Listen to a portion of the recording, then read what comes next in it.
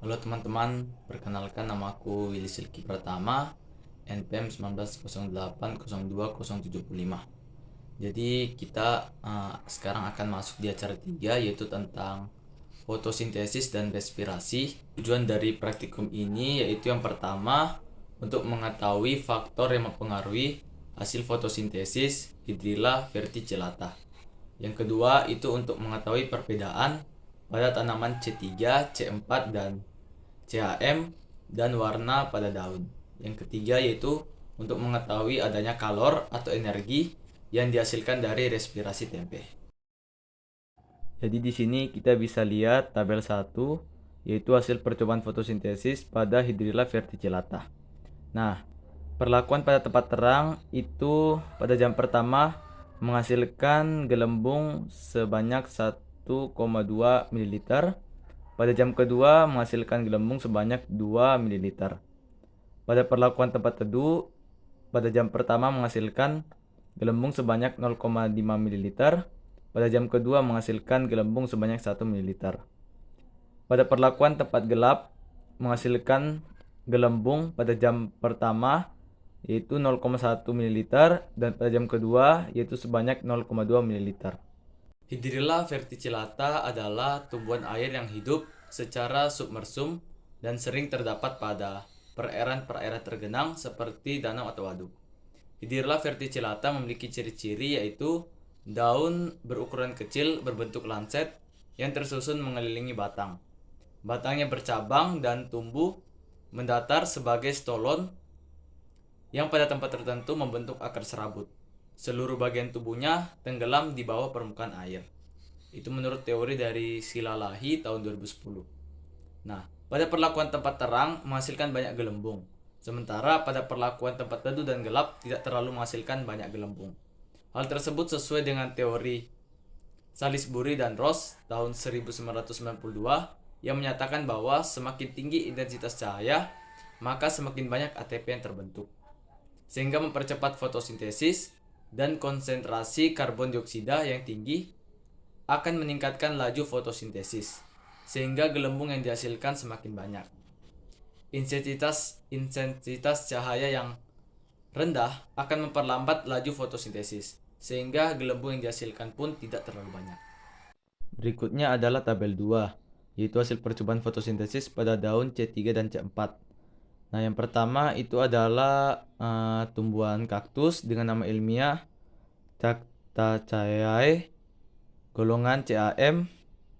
Terus yang kedua itu adalah tebu, nama ilmiahnya Saccharum officinarum golongan C4. Selanjutnya itu ada kedelai dengan nama ilmiah Gilsin max golongan C3. Lanjut ada tumbuhan jagung dengan nama ilmiah Jimes golongan C4. Kaktus merupakan golongan tanaman CAM sesuai dengan teori Song tahun 2012 yang menyatakan bahwa daur CAM merupakan fiksasi CO2 pada spesies sukulen anggota famili Crassulaceae, misalnya kaktus, nanas, yang hidup di daerah kering, mempunyai daun tebal dengan rasio permukaan terhadap volume rendah, laju respirasi rendah, sel-sel daun mempunyai vakuola relatif besar dan lapisan sitoplasma yang tipis. Tebu dan jagung merupakan golongan tanaman C4 sesuai dengan teori Song tahun 2012 yang menyatakan bahwa yang termasuk tumbuhan C4 adalah beberapa spesies Gramineae di daerah tropis termasuk jagung, tebu, sorghum. Anatomi daun tumbuhan C4 itu unik yang dikenal dengan anatomi Kranz, yaitu terdapat sel-sel seludang parenkim yang mengelilingi ikatan pembuluh dan memisahkannya dengan sel-sel mesofil. Nah, kedelai itu merupakan golongan tanaman C3. Hal itu sesuai dengan teori Song tahun 2012 yang menyatakan bahwa tanaman C3 adalah tanaman yang mempunyai lintasan atau siklus PCR atau photosynthetic carbon reduction atau sering disebut dengan siklus Kelvin yang dapat menghasilkan asam organik yang mengandung 3 atom C. Jaringan yang terlibat dalam proses fotosintesis adalah jaringan yang terlibat yaitu mesofil. Contoh tanamannya adalah gandum, kentang, kedelai, dan lain-lain. Lanjut tabel 3 yaitu hasil pengamatan daun. Yang pertama itu ada tumbuhan mangga dengan nama ilmiah Magnifera indica. Warna pada daunnya itu yaitu hijau. Yang kedua itu tumbuhan miana dengan nama ilmiah Plecranthus scutellarides. Warna pada daunnya itu merah keunguan. Yang ketiga itu ada tumbuhan brokoli kuning dengan nama ilmiah Eudia ridley dengan warna pada daun yaitu kuning. Setiap tumbuhan mengandung berbagai jenis pigmen, diantaranya pigmen klorofil, karotenoid, dan antosianin, yang menyebabkan perbedaan warna pada daun. Daun mangga berwarna hijau karena mengandung klorofil, sesuai dengan teori Hashida dan kawan-kawan tahun 2017 yang menyatakan bahwa daun area hijau memiliki jaringan palisade yang terdiri atas 2 lapis dan berisi klorofil. Daun miana itu berwarna merah karena mengandung antosianin, sesuai dengan teori Hashida dan kawan-kawan tahun 2017 bahwa sel-sel mesofil pada area daun berwarna merah berisi antosianin. Daun brokoli kuning itu mengandung karotenoid. Hal itu sesuai dengan teori Rosang dan Wage tahun 2016 bahwa warna kuning pada daun disebabkan oleh adanya jenis pigmen karotenoid. Lanjut tabel 4 yaitu kalori yang dihasilkan tempe. Nah, pada hari pertama itu pada tempe jadi suhu yang teramati yaitu hangat. Pada tempe tidak jadi itu suhunya sedikit hangat.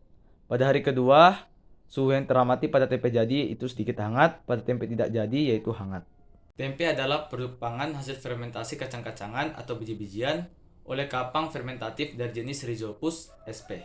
Menurut Cahyadi 2007. Nah, terus tempe belum jadi menghasilkan panas lebih banyak pada hari kedua dibanding hari pertama karena sedang mengalami proses fermentasi. Hal ini sesuai dengan teori Babalola dan Giwa tahun 2012 bahwa kalor berupa panas muncul pada proses fermentasi tempe akibat aktivitas kapang atau jamur selama proses fermentasi.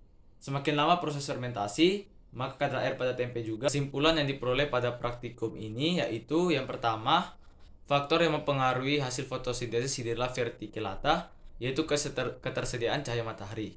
Yang kedua itu tumbuhan C4 memiliki seludang parenkim yang ada di sekeliling ikatan pembuluh dan membatasi dengan sel mesofil. Tumbuhan CAM itu memiliki sel vakuol yang besar dengan lapisan sitoplasma tipis dan kerapatan sitoplasmanya rendah dan tertutup. Tumbuhan kelompok C3 memiliki tingkat kerapatan stomata yang lebih tinggi dan terbuka. Nah, setiap tumbuhan itu mengandung berbagai jenis pigmen, diantaranya pigmen klorofil, karotenoid, dan antosianin yang menyebabkan perubahan warna pada daun. Kesimpulan yang ketiga yaitu kalor berupa panas muncul pada proses fermentasi tempe akibat aktivitas kapang dan jamur selama proses fermentasi. Berikut adalah daftar pustaka yang saya gunakan.